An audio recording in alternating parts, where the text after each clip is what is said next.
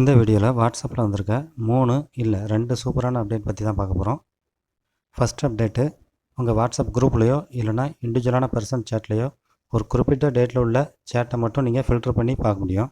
So இதுக்கு மேலே உள்ள அந்த 3 டாட்டை கிளிக் பண்ணி சர்ச் இதை கிளிக் பண்ணிங்கன்னா சர்ச் பக்கத்தில் ஒரு காலண்டர் சிம்பிள் வரும். இதை கிளிக் பண்ணிங்கன்னா எந்த டேட்டில் உள்ள சேட்டை பார்க்கணுமோ அந்த டேட்டை இதில் செலக்ட் பண்ணிக்கோங்க. ஓகே கொடுங்க. இப்போ எந்த டேட் செலக்ட் பண்ணிங்களோ அந்த டேட்டில் உள்ள சேட்டை இதில் நீங்கள் ஆட்டோமேட்டிக்காக பார்க்கலாம். அடுத்து ஒரு சேட்டில் உள்ள ஒரு வார்த்தை தான் தெரியும், டெக்ஸ்ட்டில் உள்ள ஒரு வார்த்தை தான் தெரியும், அது எந்த டேட்டில் அனுப்புனாங்க தெரியல அப்படின்னா அதையும் சர்ச் பண்ணி பார்க்கலாம். இந்த சர்ச்சில் அந்த வேர்டை கொடுத்து சர்ச் கொடுத்திங்கன்னா ஆட்டோமேட்டிக்காக அந்த வேர்டு இந்த குரூப்பில் எந்தெந்த சேட்லலாம் இருக்கோ அதெல்லாம் ஃபில்ட்ரு பண்ணி இது காட்டும். ரெண்டாவது அப்டேட் என்னென்னா, நீங்கள் ஒரு குரூப்லேயோ இல்லைன்னா ஒருத்தவங்களுக்கோ சேட் பண்ணிகிட்ருக்கீங்க, டெக்ஸ்ட் பண்ணிகிட்ருக்கீங்க, திடீர்னு உங்களுக்கு ஏதாவது கால் வந்திருக்கலாம்ட்டு ஃபோனை வச்சுட்டு நீங்கள் வேறு வேலைக்கு போயிருக்கலாம். நீங்கள் டெக்ஸ்ட் பண்ணது இதில் அப்படியே டெலிட் ஆகாமல் இருக்கும்.